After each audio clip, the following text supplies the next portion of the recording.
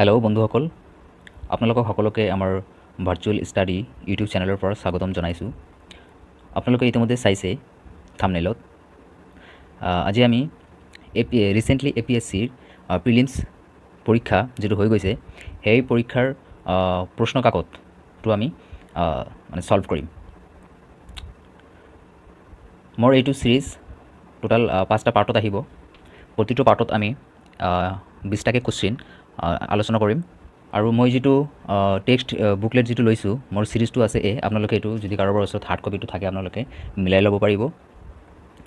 এইটো হ'ল আমাৰ জেনেৰেল ষ্টাডিজ পেপাৰ 1ৰ যিবিলাক কুৱেশ্যনছ আছিল, সেই কুৱেশ্যনছসমূহ আমি কি কৰিম আজি ছল্ভ কৰিম। চ' আপোনালোকে ভিডিঅ'টো শেষলৈকে চাই থাকিব।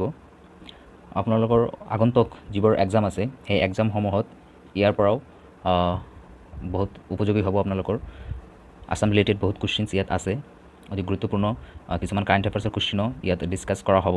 চ' আপোনালোকে ভিডিঅ'টো শেষলৈকে চাই থাকিব। চাওঁ বলক, প্ৰথমতে কোনটো কুৱেশ্যন আছে আমি চাই লওঁ। প্ৰথম কুৱেশ্যনটো দিয়া আছে, the prime minister of India kick started the largest vaccination drive in Indian history against the COVID-19 virus on which date.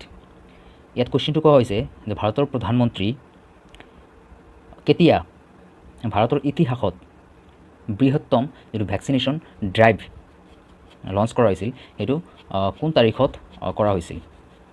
চ' ইয়াৰ শুদ্ধ উত্তৰটো হ'ব অপশ্যন বি, অৰ্থাৎ 16 জানুৱাৰী 2021 এই ভেকচিনেশ্যন ড্ৰাইভটো লঞ্চ কৰা হৈছিল। নেক্সট কুৱেশ্যন নম্বৰ 2 ইয়াত দিয়া আছে, the biggest vaccine manufacturer by volume in the world is, মানে গোটেই বিশ্বৰ ভিতৰত কোনটো কোম্পানীয়ে চবতকৈ বেছি পৰিমাণে আপোনাৰ কি যিটো COVID-19ৰ ভেকচিন আছিল, সেই ভেকচিনটো মেনুফেকচাৰ কৰিব পাৰিছে। ইয়াত অপশ্যন আছে Codagenix, Spy Biotech, Serum Institute of India, Novavax. ইয়াৰ শুদ্ধ উত্তৰটো হ'ব answer C, Serum Institute of India. আপোনালোকে নিশ্চয় জানে ছিৰাম ইনষ্টিটিউট যিটো আছে, এই ছিৰাম ইনষ্টিটিউটে আমাৰ কোভিচিল্ড ভেকচিনটো তেওঁলোকে মেনুফেকচাৰ কৰিছে, কোভিচিল্ড। কুৱেশ্যন নম্বৰ 3 দিয়া আছে, which city has been conferred the স্বচ্ছ Survekshan 2020 award is the cleanest city in the north east region and the state under the স্বচ্ছ ভাৰত অভিযান। তো ইয়াত কোৱা হৈছে যে 2020ত যিটো স্বচ্ছ সৰ্বেক্ষণ আৱাৰ্ড এটা দিয়া হৈছে, চবতে ক্লিনেষ্ট মানে চিটিক, নৰ্থ ইষ্টৰ কোনটো মানে চিটিক দিয়া হৈছে। ইয়াৰ শুদ্ধ উত্তৰ হ'ব অপশ্যন বি, যোৰহাট। ঠিক আছে, অলপ নেক্সট কুৱেশ্যনটো চাই লওঁ। নেক্সট কুৱেশ্যন আছে, which country on 19th July 2020 launched its first mission to the Mars. যে কোনখন ৰাষ্ট্ৰই 19 জুলাই 2020ত সিহঁতৰ প্ৰথম মাৰ্চ অৰ্থাৎ মংগল মিছনটো লঞ্চ কৰিছে। উত্তৰ কি হ'ব ইয়াৰ? উত্তৰ হ'ব option C, United Arab emirates.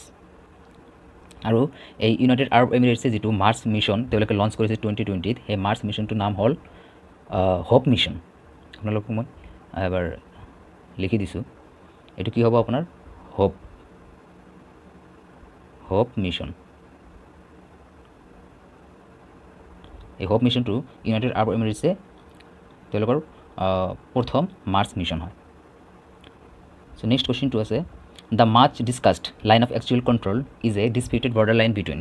ইয়াত কোৱা হৈছে যে লাইন অফ একচুৱেল কণ্ট্ৰল যিটো আছে, সেই লাইন অফ একচুৱেল কণ্ট্ৰলটো মানে কোন দুখন দেশৰ মাজত এটা বিবাদী বৰ্ডাৰ লাইন হয়। তো ইয়াৰ শুদ্ধ উত্তৰ হ'ব option A, India and China.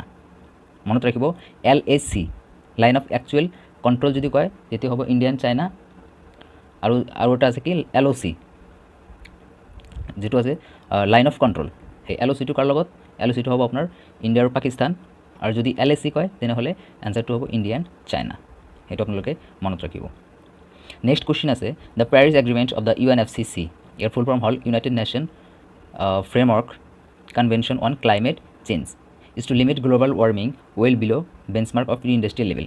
ইয়াত কোৱা হৈছে যে পেৰিছ এগ্ৰিমেণ্ট যিটো হৈছিল UNFCCCৰ, তাত প্ৰি ইণ্ডাষ্ট্ৰিয়েল লেভেলৰ মতে গ্ল'বেল ৱাৰ্মিং যিটো আছে, এই ৱাৰ্মিঙৰ লিমিটটো মানে কিমান ৰাখিবৰ বাবে সকলো দেশে এই এগ্ৰিমেণ্টটোক মানে নিজৰ মত দিছিল। ইয়াৰ শুদ্ধ উত্তৰ হ'ব অপশ্যন বি, 2 ডিগ্ৰী চেলচিয়াছ। ঠিক আছে। নেক্সট কুৱেশ্যনটো হ'ব আপোনাৰ against 232 electoral votes won by Donald Trump. How many electoral votes were backed by Joe Biden in the November 2020 US elections? ইয়াত কোৱা হৈছে যে 2020 যিটো ইলেকশ্যন হৈছিল আমেৰিকা যুক্তৰাষ্ট্ৰত, সেই ইলেকশ্যনত ডনাল্ড ট্ৰাম্পে 232টা ইলেক্টৰেল ভোটছ তেওঁ পাইছিল। তাৰ এগেইনষ্টত জো বিডেনে মানে কিমানটা ইলেক্টৰেল ভোটছ পাইছিল সেইটো আমাক ক'ব লাগে। তো ইয়াৰ শুদ্ধ উত্তৰটো হ'ব অপশ্যন বি 306, অৰ্থাৎ জো বিডেনে 306টা ইলেক্টৰেল ভোটছ লাভ কৰিছিল আৰু ডনাল্ড ট্ৰাম্পে 232টা ইলেক্টৰেল ভোটছ লাভ কৰিছিল। Next question, the Nobel prize in literature for the year 2020 was won by. 2020ত লিটাৰেচাৰত কাক নোবেল প্ৰাইজ দিয়া হৈছিল বা কোনে নোবেল প্ৰাইজ লিটাৰেচাৰত 2020ত জিকিছিল? শুদ্ধ উত্তৰটো হ'ব অপশ্যন এ লুইচ গ্লাক। নামটো মনত ৰাখিব, আপোনালোকৰ মানে কাৰেণ্ট এফেয়াৰ্ছ কুৱেশ্যন হয়, এইটো সুধিব পাৰে। ঠিক আছে, লুইচ গ্লাক তেওঁ কি লিটাৰেচাৰত নোবেল প্ৰাইজ পাইছিল 2020 চনত। Next question number 9, Sittwe port in Myanmar which is being financed by India is a part of which project? ইয়াত কোৱা হৈছে যে ম্যানমাৰৰ এটা পৰ্ট আছে যিটোৰ নাম হ'লে চিটুই, আৰু এই পৰ্টটোক ডেভেলপমেণ্ট কৰাৰ কাৰণে ইণ্ডিয়া অৰ্থাৎ আমাৰ ভাৰতবৰ্ষে কি কৰি আছে, ফাইনেন্স কৰি আছে। তো এই পৰ্টটো কোনটো প্ৰজেক্টৰ পাৰ্ট হয়?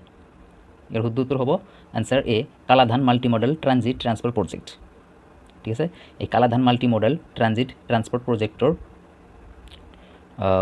মানে অধীনত আপোনাৰ এই চিটুই পৰ্টটো ডেভেলপ কৰি আছে ইণ্ডিয়াই ম্যানমাৰত। Question number 10, 126th January 2020 we lost an all-time great basketball player who used to play for Los Angeles Lakers in the National Basketball Association for 2 decades. Who was he? ইয়াত কোৱা হৈছে যে 2020 বৰ্ষৰ 26 জানুৱাৰীত এজন গ্ৰেট বাস্কেটবল প্লেয়াৰ তেওঁৰ মানে মৃত্যু হৈছিল আৰু তেওঁ লছ এঞ্জেলেছৰ হৈ খেলিছিল। চ' এই মানুহজনৰ নাম কি, কোন আছিল তেওঁ? শুদ্ধ উত্তৰটো হ'ব answer D Kobe Bryant. Next question number 11, the FIFA World Cup football 2020 will be hosted by. 2022 চনত কোনখন কাণ্ট্ৰিয়ে ফিফা ৱৰ্ল্ড কাপ হোষ্ট কৰিব? ইয়াৰ শুদ্ধ উত্তৰ হ'ব অপশ্যন চি, অৰ্থাৎ কাটাৰ। অপশ্যনবিলাক চাই লওক আপোনালোকে, আৰ্জেণ্টিনা আছে, ৰাছিয়া আছে, কাটাৰ আছে, জাৰ্মানী। ইয়াৰ শুদ্ধ উত্তৰ হ'ব কি কাটাৰ, অৰ্থাৎ কাটাৰে 2022 চনত ফিফা ৱৰ্ল্ড কাপটো হোষ্ট কৰিব। Question number 12, which among the following removed the pro-democracy books from its public libraries recently? যে তলৰ কোনখন কাণ্ট্ৰিয়ে তেওঁলোকৰ পাব্লিক লাইব্ৰেৰীৰ পৰা প্ৰ' নামৰ যিখন কিতাপ আছিল সেই কিতাপখনক মানে তাৰ পৰা গুচাই দিছিল? অপশ্যনবিলাক চাই লওক আপোনালোকে, চাইনা, হংকং, মালয়েছিয়া, ৰাছিয়া। ইয়াৰ শুদ্ধ উত্তৰ হ'ব option B Hong Kong. Next question number 13, 125th May 2020 few officers of Minneapolis police mercilessly killed a black man who was charged of using a counterfeit $20 note after buying cigarettes from a convenience store. The name of this man whose death rocked the US political and social systems for a long time is? ইয়াত কোৱা হৈছে যে 2020 চনৰ 25 মে'ত আমেৰিকাৰ এজন মানে black মানুহক পুলিচে মাৰ্চিলেছলি কি কৰা হৈছিল, হত্যা কৰা হৈছিল। সেই মানুহজনৰ নাম কি আছিল? মানুহজনৰ নাম আছিল, অপশ্যনবিলাক চাই লওক আপোনালোকে, Mike Freeman, Thomas Lane, Derek Chauvin, George Floyd. ইয়াৰ শুদ্ধ উত্তৰ হ'ব option D George Floyd. Next question 14, the national education policy 2020 was approved by the union cabinet on 29th July 2020. This visionary policy that aims to touch upon every aspect of education from elementary to higher education will replace the ইয়াত কোৱা হৈছে যে নতুন যিখন আমালোকৰ শিক্ষানীতি আছে 2020ৰ, এই 2020ৰ ৰাষ্ট্ৰীয় শিক্ষানীতিটোৱে কোনটো শিক্ষানীতিক এইটো ৰিপ্লেচ কৰিব মানে পৰিৱৰ্তন কৰিব? ইয়াত অপশ্যন দিয়া আছে National Curriculum Framework 2005, National Policy on Education 1968, National Policy on Education 1986, none of the above. ইয়াৰ শুদ্ধ উত্তৰটো হ'ব option C National Policy on Education 1986, অৰ্থাৎ 1986 চনৰ যিখন ৰাষ্ট্ৰীয় শিক্ষানীতি আছিল সেই শিক্ষানীতিখনক 2020ৰ শিক্ষানীতিয়ে কি কৰিব, ৰিপ্লেচ কৰিব, অৰ্থাৎ পৰিৱৰ্তন কৰিব। Next, question number 15. On 9th November 2019, the Supreme Court of India gave the historic verdict in the Ram Janmabhoomi Babri Masjid case, popularly called the Ayodhya verdict. Which High Court in India referred this case to the Supreme Court after 2010? ইয়াত কোৱা হৈছে যে 2019 চনৰ যেটো 2019 চনৰ 9 নৱেম্বৰত supreme কোৰ্টে যেটো ঐতিহাসিক ৰায় দিছিল ৰাম জন্মভূমি তথা বাবৰি মছজিদ কেছটোৰ ওপৰত এই কেছটো কোনখন হাই কোৰ্টে সুপ্ৰিম কোৰ্টৰ ওচৰলৈ লৈ গৈছিল ইয়াৰ শুদ্ধ উত্তৰ হ'ব অপশ্যন বি এলাহাবাদ হাই কোৰ্ট Question number 16.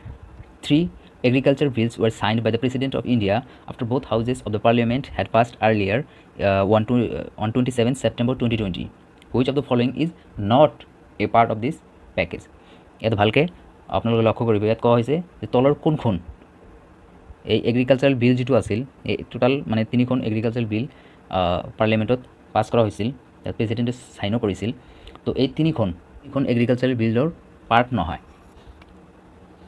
নহয় বুলি কৈছে ঠিক আছে is not a part so এবাৰ অপশ্যনবোৰ ভালদৰে চাই লওক তাৰপিছত আনসাৰ কৰিব মই শুদ্ধটো কৈ দিছোঁ আপোনালোকে ইয়াত এইটো ভালকৈ পঢ়িব তাৰপিছত এবাৰ চালে গম পাব যে কোনটো ইয়াৰ পাৰ্ট নহয় এই শুদ্ধটো হ'ব অপশ্যন ডি মানে অপশ্যন ডি যেটো এক্ট দিয়া আছে the farmers subsidy and insurance act এই এক্টখন এই এগ্ৰিকালচাৰ বিলছৰ যি মানে এটা প্যাকেজত বনোৱা হৈছিল তিনিটা বিল এই তিনিটা বিলৰ এই অপশ্যন ডিৰ বিলটো যেটো আছে এইটো পাৰ্ট নহয় আৰু বাকি ওপৰৰ তিনিখন এগ্ৰিকালচাৰাল বিলৰ পাৰ্ট হয় ঠিক আছে next question number 17 the Central Board of Secondary Education CBSE board যেটো আছে কি কৰিছে যে partnered with which company to launch a curriculum on digital safety and augmented reality for students and educators digital সেফটিৰ ওপৰত CBSE কোনখন কোম্পানীৰ লগত মানে এটা চুক্তি বা পাৰ্টনাৰশ্বিপ কৰিছে অপশ্যনবোৰ চাই লওক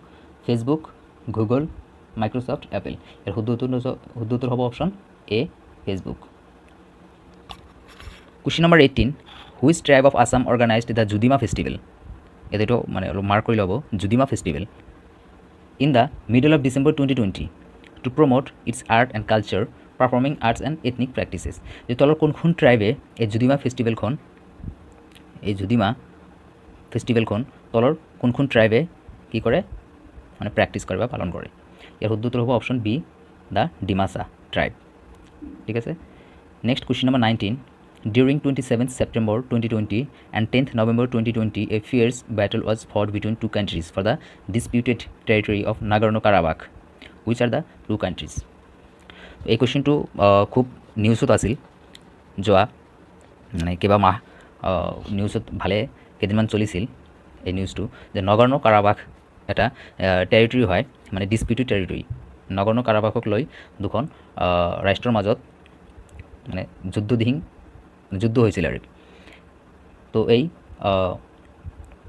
যুদ্ধটো কোন দুখন দেশৰ মাজত হৈছিল হেতু সুধিছিল তো অপশ্যন এ দিয়া আছে Armenia Iran option B Armenia Azerbaijan option C Turkey option D Azerbaijan Russia তো যিসকলে মানে ৰেগুলাৰ নিউজ বা কাৰেণ্ট এফেয়াৰ্ছ ফলো কৰি থাকে সেইসকলে নিশ্চয় এইটোৰ আনসাৰ দিব পাৰিব মোৰ বিশ্বাস সো ইয়াৰ শুদ্ধ উত্তৰটো হ'ব কি অপশ্যন বি আৰ্মেনিয়ান আজাৰবাইজান এই দুখন দেশৰ মাজত এই নগৰ্ণ কাৰাবাখ এই টেৰিটৰিখনক লৈ দুজন দেশৰ মাজত কি হৈছিল যুদ্ধ হৈছিল নেক্সট কোৱেশ্চন আছে এইটো আমাৰ আজিৰ হেক question number 20 for the first time in India a senior defence personnel in a newly created position of chief of defence staff মনত ৰাখিব এই চিফ অফ ডিফেন্স ষ্টাফটো এইটো কি কৰা হৈছে নতুনকৈ ক্ৰিয়েট কৰা হৈছে সো যে এই চিফ অফ ডিফেন্স ষ্টাফৰ মানে নতুন মুৰব্বীজনৰ নাম সুধিছে basically was installed on 1st January 2020 who will be above all the three seats of the three wings which army navy and air force who is the first incumbent in this position যে আমাৰ যেটো army navy আৰু air force আছে এই air force তিনিখন